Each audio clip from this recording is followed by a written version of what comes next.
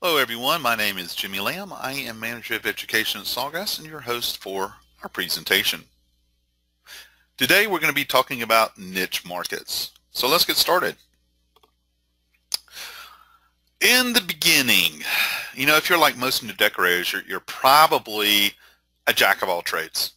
And what I mean by this is you jump on anything you can and get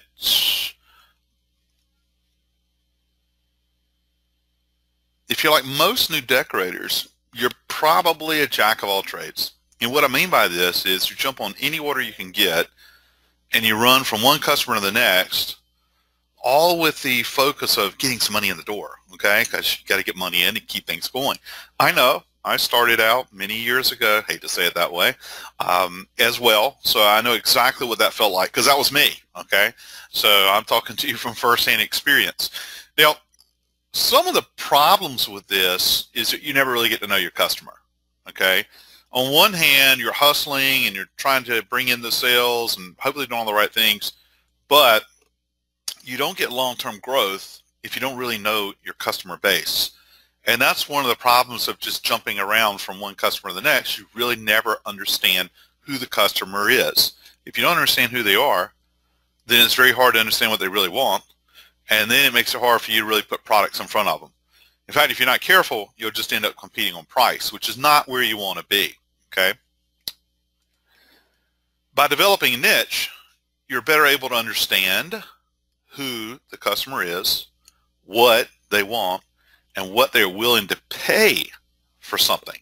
So that's very important because too many times people try to figure out what something costs and then they double it and then they want to sell it for that, or they feel pressure for price by a competitor or by something that's all online rather than building a price strategy that revolves around a specific type of product delivered to a specific marketplace that fulfills a specific need.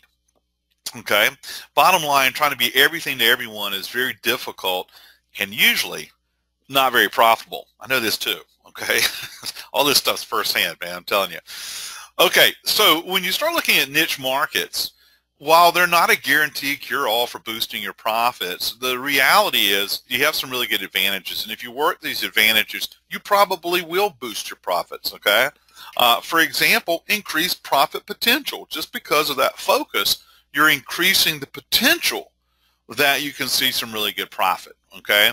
You typically are going to have higher margins, less competition, especially with a niche that is not as dominating as some of the others, okay? Because, for example, a lot of times people view schools as being a niche, which it is. There's a lot of people going after schools. So always be thinking about niches in the term of competition and trying to go where others have not.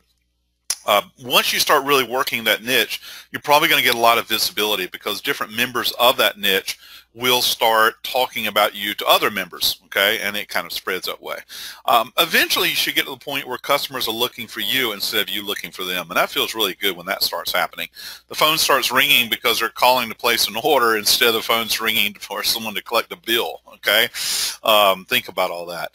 All right, so I'm going to tell you a little bit about my start. And to be honest, I started as an embroiderer before I got into digital. So you'll see some embroidery pictures. It really doesn't matter, okay? The niche is the niche. How you fulfill it is how you fulfill it. There can be numerous different pieces of equipment that you're working with, okay? So just keep that in mind. I'm just going to show you the basics here. I know it kind of rhymes. Fish is a niche. It wasn't meant to. This is truth, okay? So let me explain. In the beginning, as I said, I was a jack of all trades, just like I described. And I was getting money in the door, but I felt like I wasn't getting nearly enough. And, this is what I realized. I was competing on price.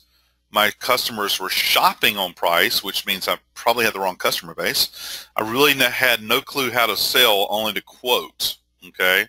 Listen to the customer, have a fear factor come in about price, and then give them a quote. So I ended up being busy but broke. I was barely paying the bills, and I certainly wasn't paying myself very much. Yeah, I was very busy. I mean, many, many hours a day of work. But I kept thinking there had to be a better way, all right? And in talking to other people, I started understanding a little bit more about that focused target marketing concept, okay? Because that's what this is. A niche is also a target market. And what it could do to benefit me and my growth. So I had people tell me, look at what you know and what you love, because you'll always be better at selling to that market than into other markets where, you know, they're just a market and there's nothing really special. Well, my love is boating and fishing.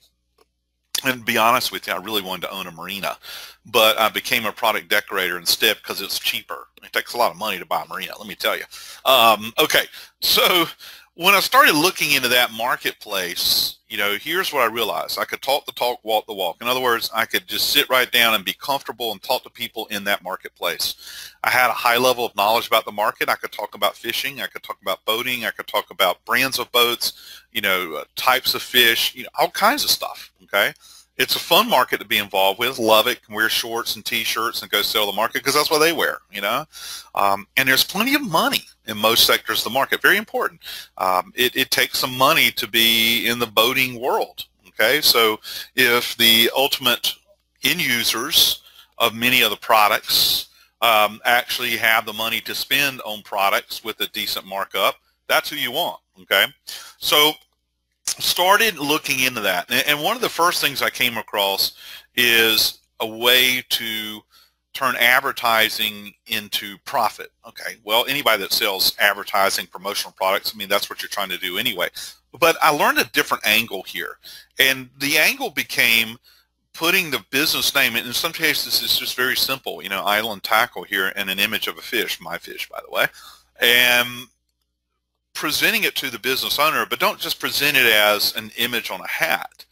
Rather, you present it like this. How would you like it if I could show you a way to have your customers pay you to advertise for you? Bingo. And that's exactly what we're talking about here. Advertising that makes money, not just for me, but also for my customer. So Island Tackle is not going to give the hats away. They're going to buy the hats from me, and they're going to put them on a shelf, and they're going to sell them. And most likely the reason that someone would buy the hat's not because it says Island Tackle, because it has the fish, okay? Because it has the fish.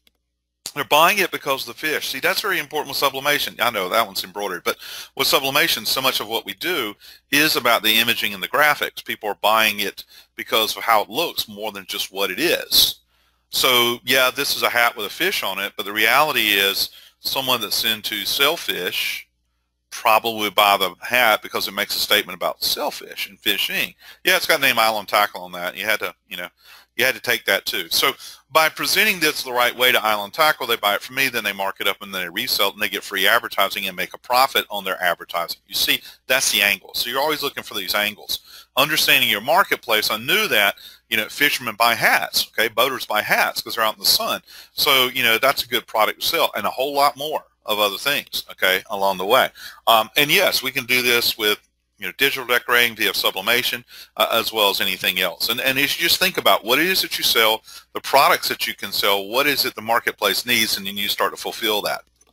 Well, I'm not going to tell you my whole life story because we'll be here too long, but I can tell you that this was a great way to get my foot in that door, and by having my own collection of high-quality stock images, as you can see a fish here, I was able to knock on doors and just show, you know, this kind of approach and show my collection of fish that people got excited. So having a good collection of stock images or custom-made images, whatever, is very important because so many times it's the image that makes the sale.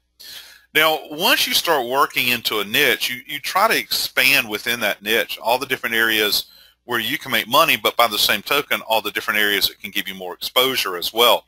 So we set up a program where we actually went into fishing tournaments, and we're selling a lot of the apparel for the fishing tournament and then giving a percentage back to the fishing tournament. It was our own program that we created. We found that all these fishing tournaments bought their own T-shirts by the thousand and resold them. That was a big profit motive for them.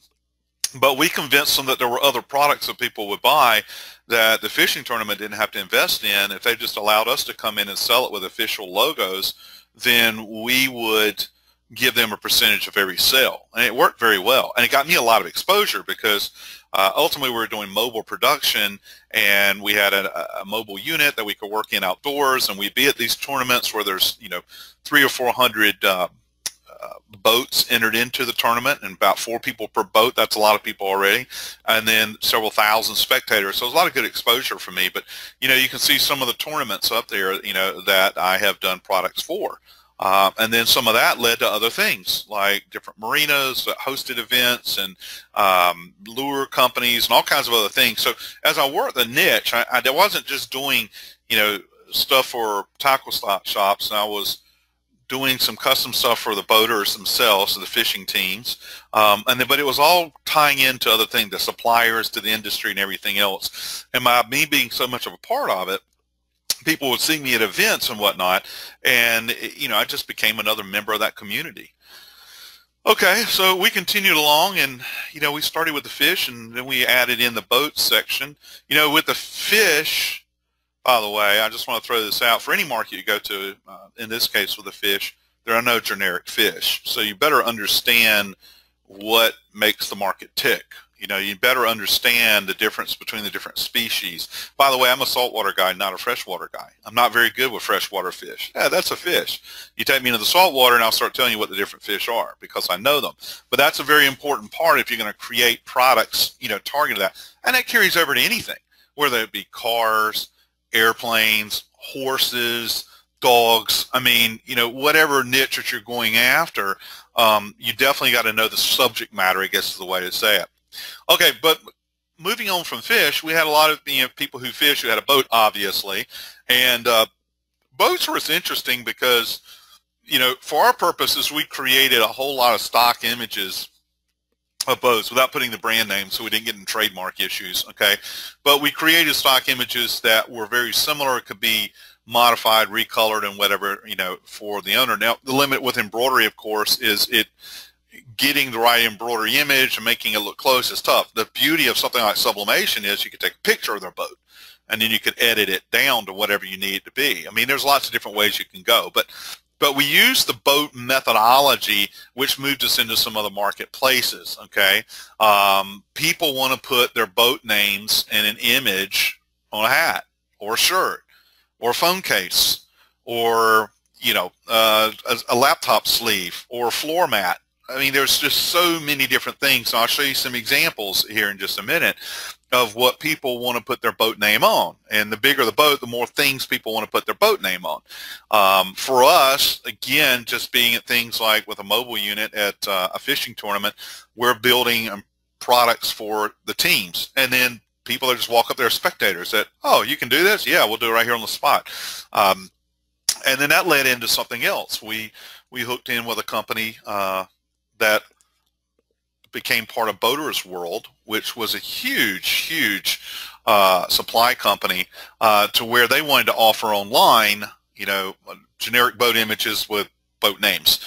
And we produced around 15,000 shirts a year for that particular one account. So all this started was just sort of a love of the niche, and ended up with one corner of my shop doing nothing but producing for this one account. You know, you never want one account to dominate too much, because if they leave you, it can put you out of business. But it was a good account. We have plenty of others as well. But that's just sort of that, like, it started here and got there. Okay, but that was a lot of work to get there. Okay, let me tell you, it really was. Okay, so along the way, see, we keep learning and growing. So along the way, you know, because we're dealing with boating and fishing along the coast of, you know, North Carolina, South Carolina, Virginia, Georgia, whatnot, it's also high tourist areas.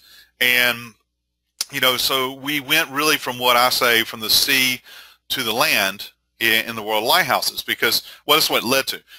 We started playing with things just to hit tourists with. And now you see, here's a digital version. It's not an embroidered version. I told you we moved into more than just embroidery along the way. We started looking at fish with location name drops. And in the tourist industry, that just means that you have an image you can use lots of different places and drop in different location names. And that's how you really make money in the tourist industry, because that one image of that dolphin can be used in so many different locations. Here it says Cape Hatteras, it could be Key West, it could be, you know, Charleston, it could be Morehead City. I mean, it could be so many different things, right? That's where we started moving into that direction, where it wasn't just about boating and fishing, but it's really more about tourism. Okay, so when you drop locations in, it's about tourism. But we also decided that we wanted to branch out a little bit from just fish and boats, and we got in with an independent sales rep who has his own sales company essentially, and he had led us into lighthouses. As it turned out, in the state of North Carolina, and great embroidery there with threads that aren't trimmed. But anyway, there are 7 fully intact, still standing lighthouses in the state of North Carolina. And tourists absolutely love lighthouses and buy stuff with lighthouses all day long. So imagine if you wanted to go with sublimation. See, this, again, I'm showing you embroidery. It'd be very limited what you can do with embroidery. If you start getting the digital, you're actually taking pictures of these lighthouses and putting them on so many different products with name drops. Okay, so there's so many better ways to do this. I'm just showing you where we started. So many better ways to do this with sublimation than just with embroidery. Okay, but the key factor is understanding is people wanted those lighthouses to take home with them. Now we know the history of every single light. We know which ones are haunted. We know a lot. Okay, so we can actually talk about our product, because a lot of times people look at your product and they say that they don't recognize the red lighthouse. We need to be able to explain the red lighthouse, why it's red, where it's at, and everything else. You know, we took the same concept to South Carolina. We went into Georgia. We went into a lot of different places where it was just lighthouse, lighthouse, lighthouse. And we found ourselves working 2 shifts a day, 5 days a week, producing nothing but lighthouse stuff. You know, like to the Cape Fear. I live in the Cape Fear region. So people get really, you know, wow, Cape Fear, you know. So we decided we would, you know, harness that mystique of the Cape Fear region and put it onto shirts. And so that became all by itself, almost like an independent business from everything else. You know, tourist products, you know, we went beyond that. You know, we started finding other things like this and dropping in names. As I said, this was in the early days. This was all, you know, pretty much embroidery. But then we had the digital impact. And when we got the digital impact, we started looking at, you know, different process. I mean, we consider screen printing, for example, which is not really digital. It's that really wasn't going to work for us. You know, consideration of direct-to-garment printing is limited to garments. And I realized that for some markets, it's non-apparel sells better than apparel. So we wanted to have flexibility to be able to do non-apparel products as well as apparel products. So really, truly, sublimation kind of fits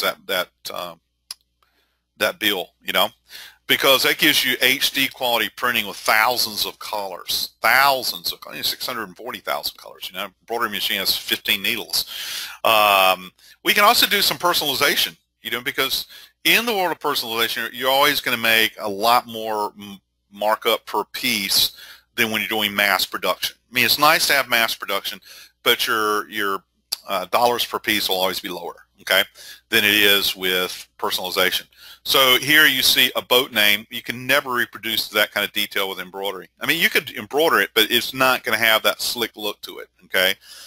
This is a real boat, and you see the home port down here, which is very common with boats, and of course you see the whole logo there and the parrot and all that cool stuff, okay?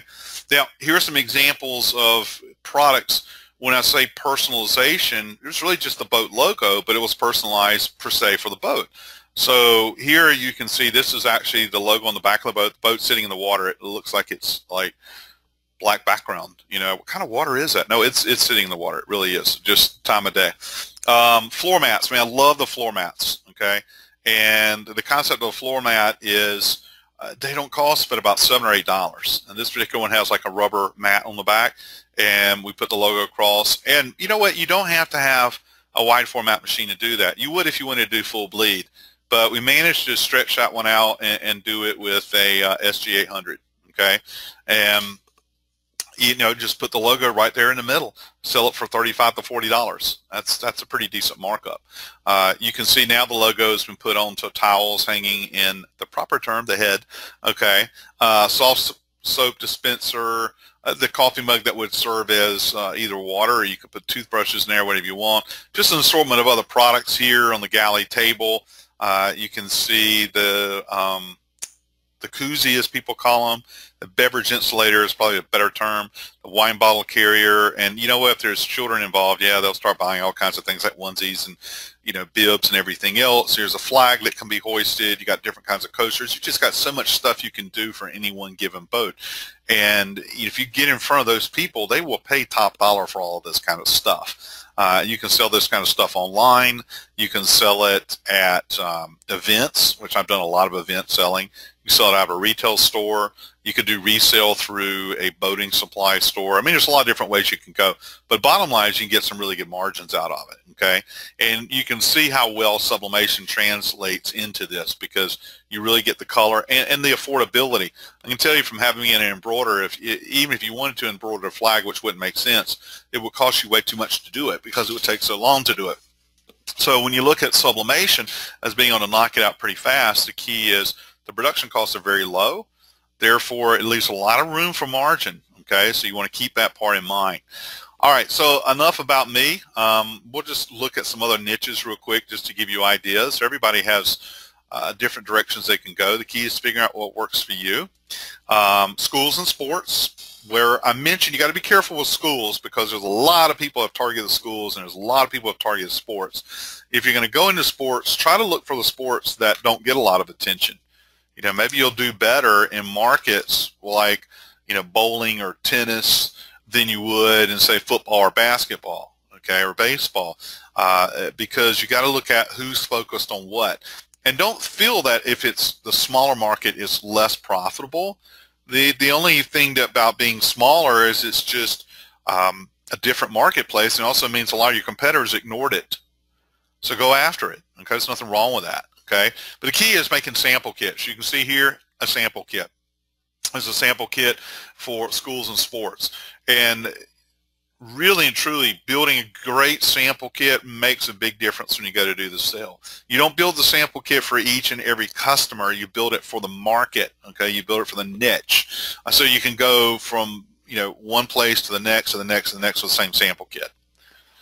The wedding marketplace, we've done webinars on wedding marketplace. We can spend an hour talking about the wedding marketplace. There's so many different directions we can go with weddings, and so much of it is photography, obviously. There's also a lot of signage involved, a lot of gifts and things like that. Memorial products, one that most people don't think about too often, but there is a lot of opportunity in the memorial products. By the way, I've done webinars on all these subjects. You should be able to find them on the Sawgrass website. So you can learn more about any that you're interested in. And we try to do niche markets frequently. So a new niche here, a new niche there, a new niche, so that you constantly getting exposed to it.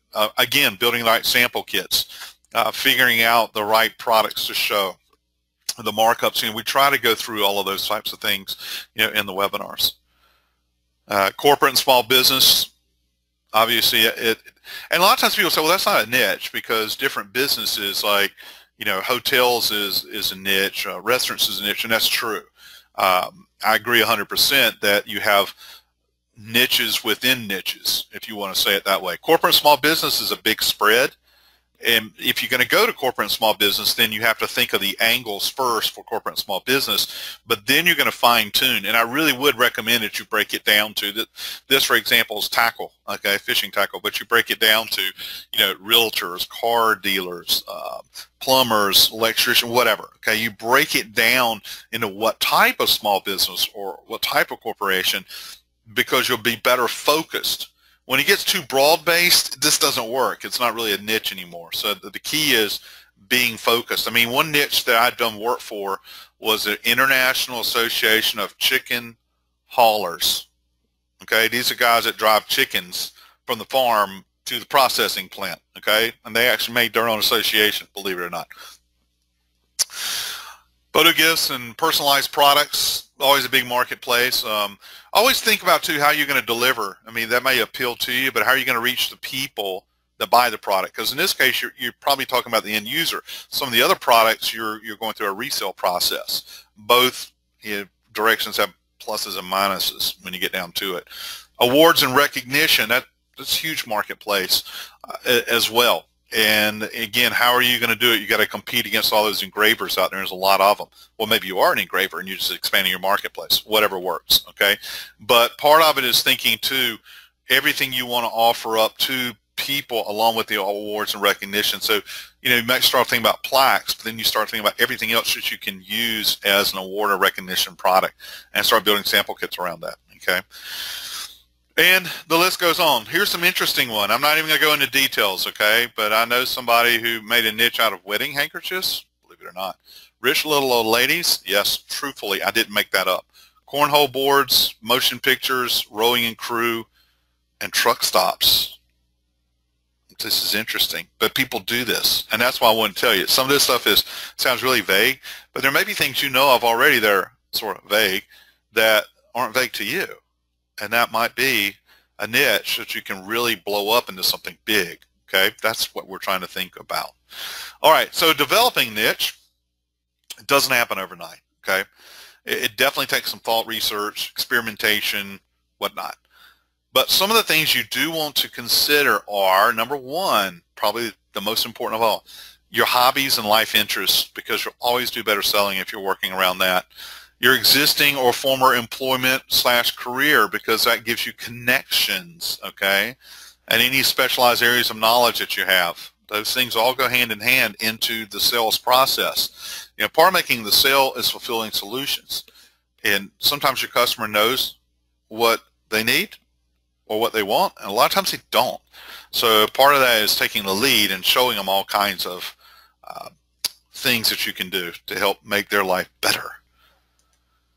Niches come in many shapes and sizes and forms, okay?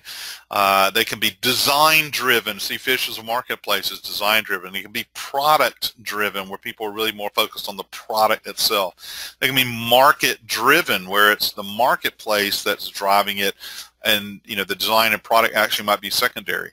It can be a service item. Sometimes it's just pure service, or any combination of any of the above. So you kind of got you kind of use that when you're thinking through your process, because part of your process is, who am I going to go after? What can I sell to them? What are their challenges? What are their needs? And how do I fulfill those needs? Always be thinking about that. It's always about what you can do for them rather than what they can do for you. Okay, what they can do for you is pay you after you fulfill their need. Okay, so that's what you want to do. So you really got to kind of take it apart, and you got to put together some really good ideas. I mean, do some research. Okay, you probably almost any niche today has other competition in it. Probably so. What is already being produced? Just as important, what is not being produced? Don't go head to head with people that are already producing phone cases for the niche you want to be in. Look for what's not being produced and go that direction.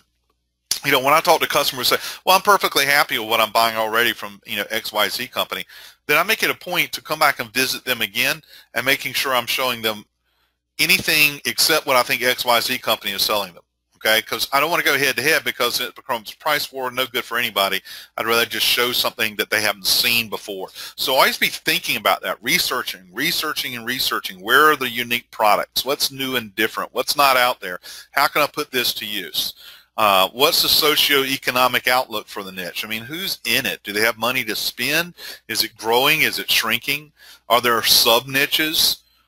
You know, if you just take the one fishing, for example, oh yeah, there's a lot of sub-niches actually, because you can break it down into saltwater and freshwater.